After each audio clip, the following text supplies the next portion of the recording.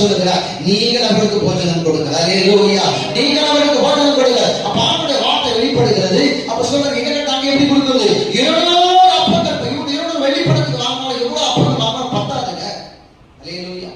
அவ்வளவு ஜனங்கள் இருக்கிறாங்க. கர்த்தர் சொல்றாரு, உங்ககிட்ட எவ்வளவு இருக்கிறது? 5 அப்பம் 2 மணி என்கிட்ட கொண்டு வா. கர்த்தர் பாருங்க, இந்த வராந்தரத்திலே 5 அப்பம் 2 மீனை வச்சு ஆண்டவர் அற்புதம் செய்து பந்திக்கு 50 பேராக 5000 புருஷர்கள் மட்டும் இது கணக்கப்படுகிறது. ஸ்திரீகளும் பிள்ளைகளும் கணக்கு சேர்க்கப்படுது.